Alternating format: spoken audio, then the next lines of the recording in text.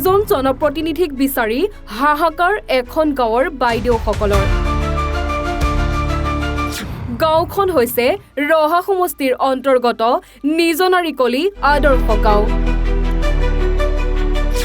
জনপ্ৰতিনিধিজনক দেখা নাপায় গাঁৱৰ ৰাইজে।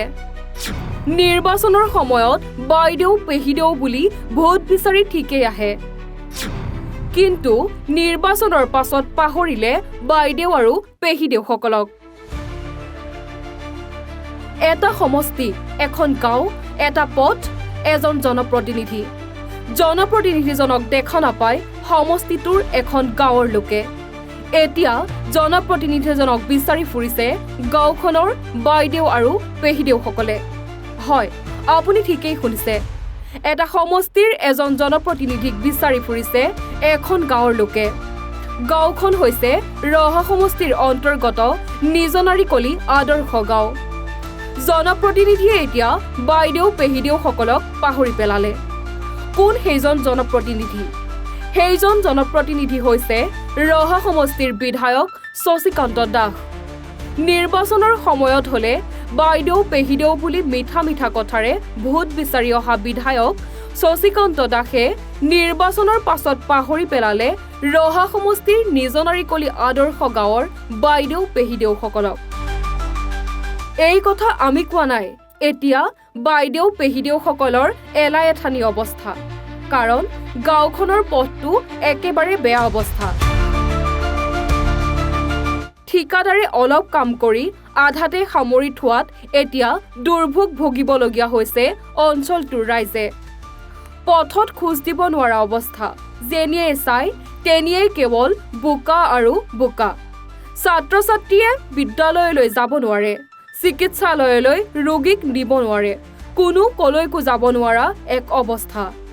মুঠতে জমৰ যাতনা ভুগিছে বিধায়ক শশীকান্ত দাসৰ আদৰৰ পেহিদেউ বাইদেউসকলে। এতিয়া বিধায়ক শশীকান্ত দাসে বাইদেউ পেহিদেউসকলৰ খবৰ ল'বলৈ সময় পায় নে নাপায় সেয়াহে হ'ব লক্ষণীয়, কাৰণ এতিয়াতো আৰু ভোটৰ কথা নাই। প্ৰয়োজন হৈছে আমাৰ ৰাস্তাটো। যেতিয়া ৰাস্তাটো আহিছিল এতিয়া দেখিব পৰা গৈছোঁ, যেতিয়া আহিছিল ৰাস্তাত তেতিয়া বহুত ধুমধাম কৰি আছিল। এতিয়া বাৰিষা আহি যোৱাৰ লগে লগে তেওঁলোকে গাফিলতি কৰি আছে। কাৰণটো এতিয়া আমাৰ বিশেষকৈ আমাৰ প্ৰয়োজন হৈছে ল'ৰা ছোৱালীখিনি পৰীক্ষা। এতিয়া আজিৰ কেনেকুৱা পৰিস্থিতিত ল'ৰা ছোৱালীক মানে স্কুললৈ লৈ গৈছোঁ এইটো আমি জানো। এই ৰাস্তাটো শশীকান্ত ডাঙৰীয়ালৈ এটাই আহ্বান আৰু এটাই অনুৰোধ কৰিছোঁ, তেওঁ যাতে অতি শীঘ্ৰে ৰাস্তাটো আমাক হেৰি কৰি দিয়ক, যাতে আমাৰ ল'ৰা ছোৱালীখিনি কোন ল'ৰা ছোৱালী এজন ডাঙৰ বেমাৰী এজন যদি আজি ঘৰত পৰি থাকে, বেমাৰীজনক নিবলৈ কাৰণে আমাৰ মানে অৱস্থাই নাই যে গাড়ী এখন নিম, তেওঁ কিহত নিব তেতিয়া? নে ভাড়া কৰি লৈ যাব, নে ভাড়াত নিব, নে চাইকেলখন কেনেকৈ চাইকেলখন কান্ধত নিব পৰা বস্তু নেকি, নে বেমাৰীজনক কান্ধত তুলি নিব পৰা বস্তু? আজি ৰাস্তাৰ মানে অৱস্থা দেখি স্কুলীয়া ল'ৰা ছোৱালী ষ্টুডেণ্টখিনিয়ে কি কৰিছে, আন এখন ঘৰত চাইকেল থ'বলগীয়া হৈছে। তাত থ'বলৈ যাওঁতে ভৰিকেইটা ধুব গ'লেও কথা শুনায়। তাৰ ভিতৰত চাইকেলৰ কাৰণে আজি আমি কি কৰিব লাগিব? ভাড়া দিব লাগিব চাইকেল থোৱাৰ কাৰণে। সেই ঘৰৰ পৰা যদি চাইকেল এখন চুৰ হয় ভৰিব কোনে? বিধায়ক মহোদয়লৈ অনুৰোধ জনাইছোঁ, আমাৰ ৰাস্তাটো সোনকালে দিয়ক, ৰাস্তাটো আমাৰ ভাল কৰক। ভোটৰ সময়ত আহি পেলাই কি কৰে? ভোটৰ সময়ত আহি ঘৰে ঘৰে অনুৰোধ জনাব ভোটটো দিবলৈ, তেতিয়া কিন্তু আমি গাফিলতি নকৰোঁ। কিন্তু ৰাস্তাখনিৰ সময়ত আমি কি অকলে এজন মানুহে ভোট দিওঁ তেওঁক জিকা নাই, 10জন হওক কি লাখ লাখ মানুহে ভোট দি জিকাইছে। কিন্তু লাখৰ মানুহৰ ওচৰত গৈ পেলাই যেতিয়া ভৰিত ধৰিব পাৰে, এতিয়া ৰাস্তাটোৰ কাৰণত কিয় নোৱাৰে? তেওঁ আমাৰ ওচৰত আহি কিয় খাৰা নহয়? মানে আজি ধৰক ৰাস্তাটো কাম আধাখিলা হোৱাটো আপোনাৰ বছৰে হৈ গ'ল। কাম আজি বাৰিষা 2-3-4 মাহ আগৰ পৰা আৰম্ভ কৰিছে, আৰু 1.5 কিলোমিটাৰ ৰাস্তা মানেতো আপোনাৰ 1.5 কিলোমিটাৰ ৰাস্তা আপোনাৰ 1 মাহতে চৰকাৰে কৰোঁ বুলি ক'লে 1 মাহৰ ভিতৰতে শেষ কৰিব পাৰে।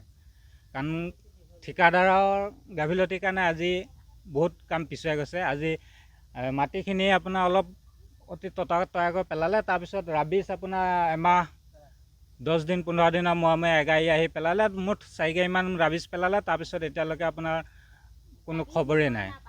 ৰাবিছ নহয়, ৰাবিছ বুলি ক'ব নোৱাৰে, এইটো এটা পাহাৰ ৰঙা মাটি পেলাই থৈছে। আমাৰ শশীকান্ত ডাঙৰীয়া হয় বিধায়ক। এতিয়া বিধায়ক ডাঙৰীয়াক আমি এইটো কৰজে অনুৰোধ কৰিছোঁ যে আপুনি কামটো গুৰুত্ব সহকাৰে অলপ যিমান পাৰে সোনকালে আপুনি আমাৰ ৰাইজৰ চলাচল কৰিব পৰা ব্যৱস্থাখিনি কৰি দিব লাগে। নিচনাইকলি আদৰ্শ গাঁৱৰ যি ৰাস্তা দুৰ্গতি আপোনাৰ ল'ৰা ছোৱালীৰ পৰা ধৰিয়ে বয়বস্ত লোকসকলে চলাচল কৰিব নোৱাৰা অৱস্থা হৈছে। মই মুখ্যমন্ত্ৰী ডাঙৰীয়াকো আপোনালোকক থ্ৰুৱেদি মই আহ্বান জনাইছোঁ বা তেওঁক কাতৰ কৰিছোঁ যে আমাৰ এই ৰহা সমষ্টি উত্তৰ চাংচুকীৰ উত্তৰ নাইকলি আদৰ্শ গাঁৱৰ ৰাস্তাটো আপোনাৰ ঠিকাদাৰৰ মানে চৰম গাফিলতি বুলিয়ে ক'ব লাগিব। তেওঁক ঠিকাদাৰ চৰম গাফিলতিৰ কাৰণে আজি আমাৰ গাঁওবাসী বহুত ভুক্তভোগী হৈছে। মহোদয় ডাঙৰীয়া, আপোনাক এই বিষয়টো অলপ চাই চিন্তি আপুনি ৰাইজে আপোনাৰ ওপৰত আশা কৰি আছোঁ যে কামটো অতি সোনকালে কিবা এটা ব্যৱস্থা কৰিব পাৰা বা